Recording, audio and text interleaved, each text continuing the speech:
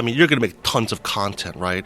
And you're going to run out of ideas fairly quickly if all you do are the top 10 best things to do in destination. 10 things to do is super useful when people are trying to plan a trip. But if you want to tell a story, people are stories. Welcome to Travel Matters, the official podcast of TBEX. Here are your hosts, the Radio Vagabond, Palle and TBEX CEO, Rick Calvert. All right, we are back at TBEX Asia 2022 here in Phuket, Thailand.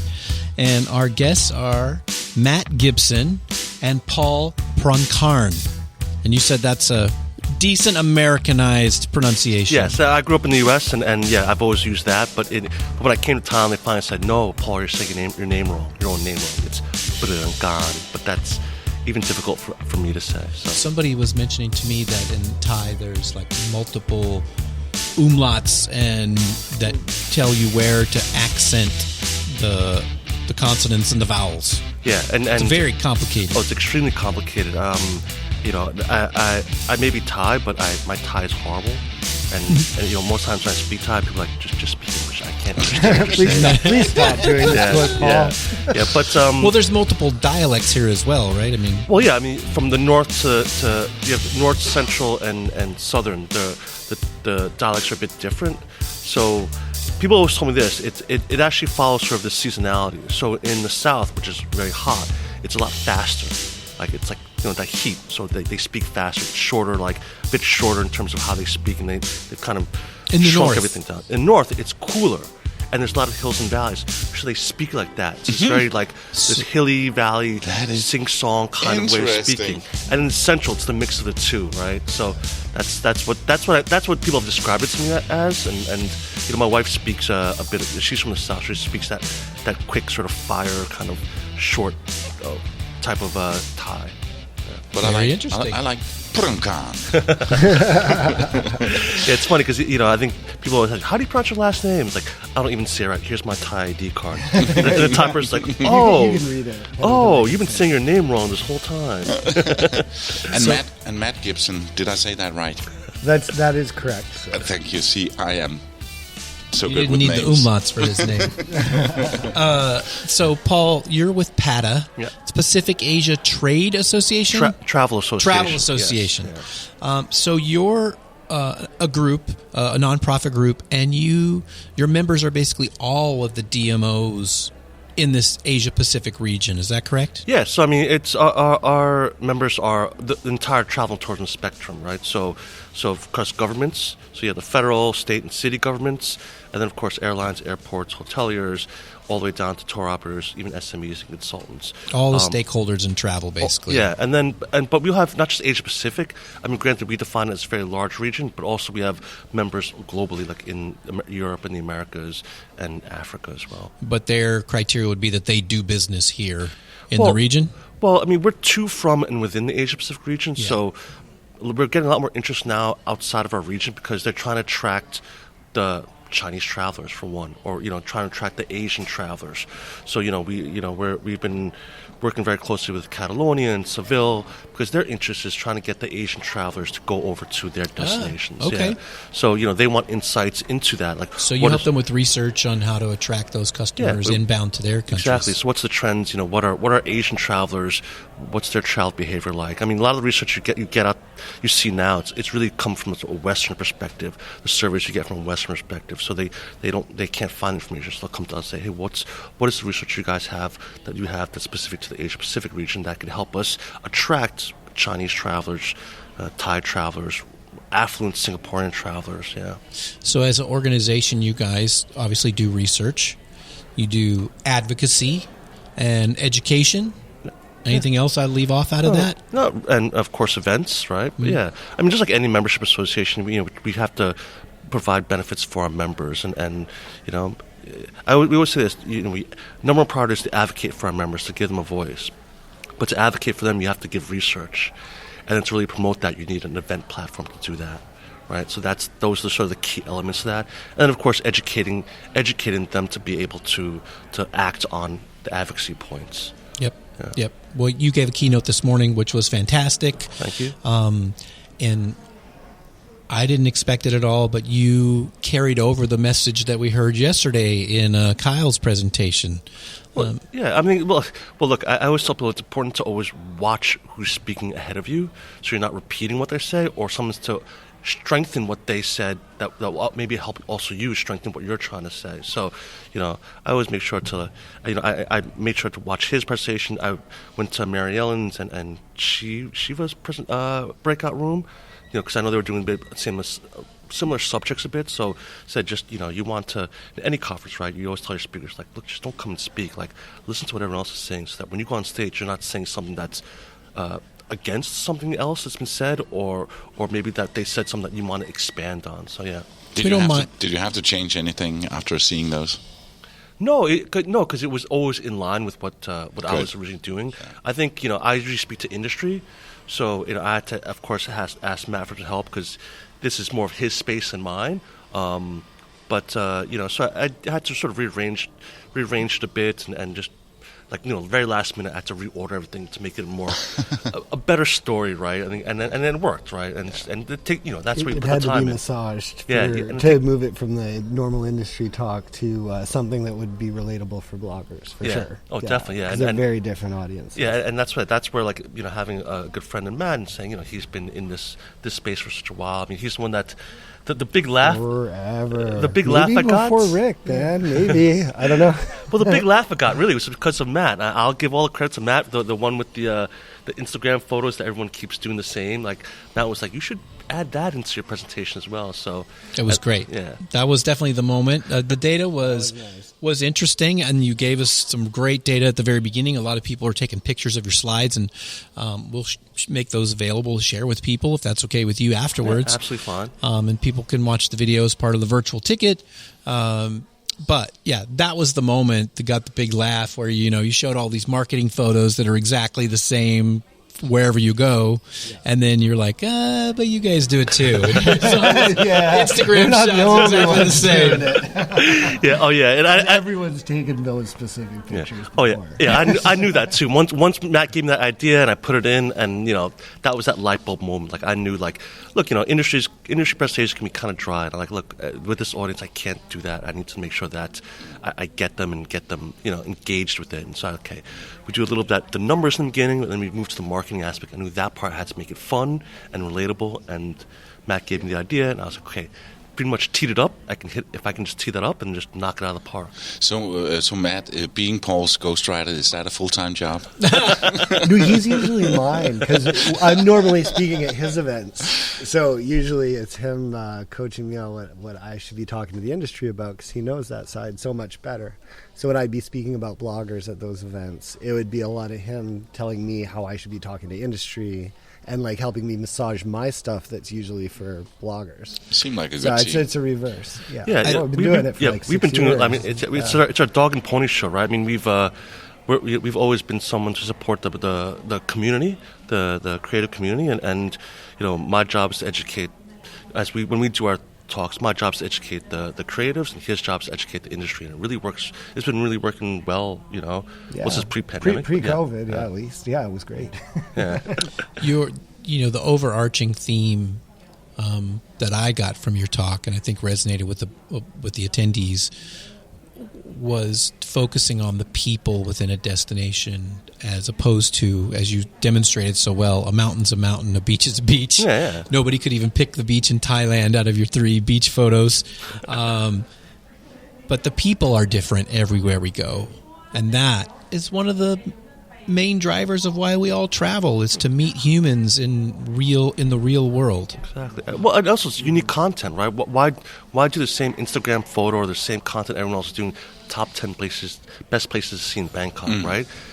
Every person's going to be very different. Even in one particular destination, they're all going to have their own stories. That right there is unique content that you can leverage that nobody else may have, right? And say, okay, every human interaction is different. Yeah. Exactly. So. But it's easy to fall into the 7 things, to see them 10 things. I never used that as a headline to any of my podcast episodes or my blog posts. Sharon will talk to you about that if the rest of the until I came to Cambodia at one point, and we just happened to be talking about 7 things to do in Siem Reap. And I could totally see that it got much more downloads and much more views.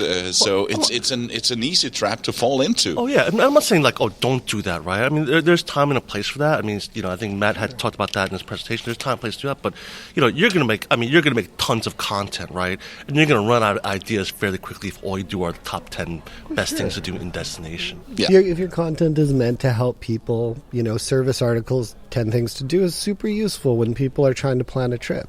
But if you want to tell a story, people are stories. That's like the oldest storytelling advice ever. You don't talk about an event or a place. You talk about the people in that place and how that place shapes their lives and stuff. And that's a real story. So if you care about storytelling, yeah. So one last thing, and I want to talk to Matt a little bit, but Paul, the other thing that I heard you say, and I hope the audience was paying attention, was the direction that the marketing organizations are going in. The things that they're focused on is focusing on people and moving away from here's our beach, here's our mountain, and that creates opportunity for creators. Exactly, right? I mean, if you know what the industry is moving towards, that means you can start creating content and say, okay, look, I know you guys are doing this. I've already been doing some content like this. There's opportunities for now us to work together, right? That right there, you have a great sales pitch. If you've already started a little bit of that, that means you're in line with what the strategy is for a destination or for any stakeholder in this region. It's like, we know that these are what you're focusing on. Of course, I'm going to then want to work with you. If you're not aligned with what my strategy is, I mean, why should I even work with you, right? It's something that we've, I think I've heard a lot of that being talked about over the past few days. Just make sure that you're aligned with what the stakeholder wants, right? Knowing what they want and delivering on that. So if you can show a little bit of that, yeah, you've got a competitive advantage over other creatives that don't. So Matt, let's go back a little bit. You said you've been doing this for a while. Oh, God, yes. When did you start creating content related to travel? I was teaching English in Taiwan and had wanted to be a writer starting around 2004. So I started a magazine there because WordPress wasn't yet a thing, really. I had a website built in Dreamweaver. As soon as WordPress came out, I think my first WordPress site was around 2008. Around that time, I had been writing for some travel websites and publications. I interviewed Nomadic Matt, Nora Dunn, Gary Arndt, a bunch of the first early adopters about their blogs, and they seemed to be doing fairly well. And, freelancing is a struggle, always. So I was like, I know how to run a website. I'll start a blog, and so I did. And, it went from there. So 2008, I think, was like when I'd say I started blogging. I was in Guatemala. And, so like 14 years. So you were in Taiwan teaching English, but did you go there to teach English just for a job, or you did it because you wanted to go to Taiwan or travel more broadly in general, or what got you there? Oh, you're reading a lot into this, Rick. I needed money. I needed to pay my student loans, but I wanted to be abroad. But I asked that because a lot of bloggers teach English. That's a very common main gig to pay for the thing you want to do. Yeah. Well, I was super motivated at that time. No, I wanted to be a writer. I took journalism in school. I was pitching magazines as soon as I got there. I just needed money to pay my student loans, right? So I moved, and you can do that in 20 hours a week in Taiwan. Full time is like 20, 25 hours a week. So all my spare time was pitching magazines, writing articles, and then I started a magazine that I ran there for 2 years. We got it distributed island-wide. It was an English magazine, and I did that for a bit. So I was just super ambitious. I was working like crazy. Then when I sold the magazine and found blogging and went all in on that. And by then I was making enough money to quit teaching. So your blog became your full-time thing? Oh yeah, quite quickly. Back then, there was ways to make money that were not too hard at that time. It was pretty good for a while. So it's harder now than it used to be? I I would say so. Yeah, I mean, I guess it depends. At the time, it seemed like a good living. I guess when you compare how much money I did make when I finished. Or you just needed less money, when you're Maybe the bachelor, money just living in an seemed better apartment, you don't because it was care. like any $2,000 a month was amazing. Yeah. And you're like, I can do this. And that was the first being like, I could work on the road forever. This is incredible. Yes. That was like 2009 when we were all like, I can't believe this is happening. Yes. Yeah. Me and Jeannie from Nomadic Chick went to the Philippines. It was my first, we planned the whole trip, pitched the whole trip in 2009. And it was incredible. We just couldn't believe what our lives were. And then it slowly turned into more of a job. But yeah, we started earning a lot more over time. Maybe it felt better than it was. Yeah. Yeah. Because as we get older, you do want a house. Yeah, you want stability. You want stability. Not necessarily everyone keeps it, though. Well, some of us go in between like you. You had your family, your children grew up, and now did you're all an that. empty nester and doing your thing. Yeah. Oh yeah, that's good. I'm Best going to of be both raising worlds, kids man. for the next 15 years. So Yeah, I'm in the same boat as you. But then I think I'll then move into his world, like after the kids are out the house, right? That's what I did. I mean, you saw, again, Matt, from the very early days, and I talked about it yesterday. There's a lot of people, the first TBEXs were single, young, traveling the world with no responsibility people. Oh yeah. Who are now married with children, doing family blogs. We all went through this evolution together where Yeah. we were like started at 2009 where we're like, oh my God, I can't believe my life. This is the best thing ever. And we all started traveling perpetually. And then after about 2 years of that, we would all be chatting on Facebook and I'd be like, I have been traveling alone and working in a room for like 9 months straight, and I don't think I can talk to people anymore. I've lost all my social skills. I don't know if something's wrong with me. I don't remember how to shake a hand. Yeah, no, I don't know how to speak to people anymore. And then, so we all started getting together in small groups and traveling slowly and not so fast and staying in places longer. And even if you were in the same room and having a conversation, you had to have on a Zoom call. Yeah. Because you Yeah. you don't see people in 3D. And then, like, over the years, travel got slower. And then people were like, I'm going to get an apartment and travel half the year, 2/3 of the year, and then slowed down. And everyone started buying houses in Austin, random, like, of all places. Everyone moved to Austin. And then they started families and stuff. It's been this neat just growth of this same crew of people through life. It's been really cool. And you wouldn't have expected it. Now, Matt, you've been in Thailand for a while, right? Yeah, on and off for about 6 years. I had a break there, went to Cambodia, and then came back. But you're primarily based here now. Oh, yeah, I'm based in Phuket. Why? Oh, why not, man? It's Well, again, we heard from Kyle yesterday. Something about the Philippines and Filipino culture resonate with him. I love the Philippines. It's a place that I have thought about moving to many times. Absolutely. Thailand, But you chose checked a Phuket lot of specifically. boxes. Yeah. Because for business, being proximity to Bangkok is very, very important for business. That hub, all of the... Like, I originally stayed here when I was traveling through because I met Palle and the Palle folks, and I thought, this opportunity is really good, speaking at their conferences, so I thought I'd stay nearby. When I finally found Phuket, I mean, it's got the best of everything I was looking for. It's got the beach, it's got really good surfing if you go to the right spots. I can get a house for $300 a month that's like 2 blocks from the beach. I am 5 minutes from an international airport. Like, it's all of those things that I need for both the lifestyle that I want and for being somewhat like reasonable about the business side of things. So you moved here pre-pandemic when many tourists came here every year. No, I moved during the pandemic. Yes. Was it quiet? Oh yes. Yeah, it was rad. Like, the beach by my house, it's the one near the airport in Nayang. Going for a run on there at night, nobody. 2 people I'll pass in 5 kilometers. Just wonderful. So is nice. it different now? Oh yeah. It's and it's good because people needed the business to come back. Yeah. And at the moment, there's a ton of Russians here, trying to get out of Russia. So it's gotten very, very busy in the past couple of months, which it's nice to see people making money again. Like, all of the local people are they're really happy now. You know, it was kind of a sad place when I moved here. Yeah. Everyone's businesses were shuttered. Yeah. Now everyone is happy. They're smiling when you go out in the day.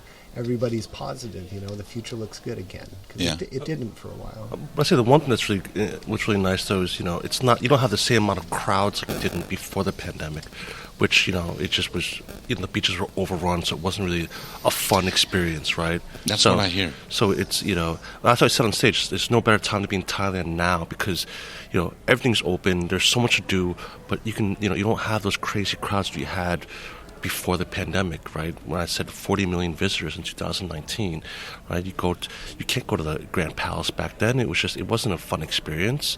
You know, going to the beach here, it's, you know, it's just, there's too many people. You know, if you want to have a good photo, you want to enjoy yourself, you want some peace and quiet.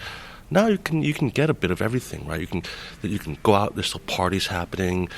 Even in Bangkok, you know, Khao San is booming, but it's not overwhelming. So but you know, it's not as busy as it was then. So it's right now. I said it's really nice when China opens up. Yeah, that will be the interesting. I assume that once those floodgates open, you're gonna see a lot of destinations just. The pent-up demand in China. There's going to be a lot of Chinese all over the world. You mentioned in your talk, however, you know, before you did, this is the part you didn't talk about, but we all know before COVID, so many tourist boards were talking about over-tourism.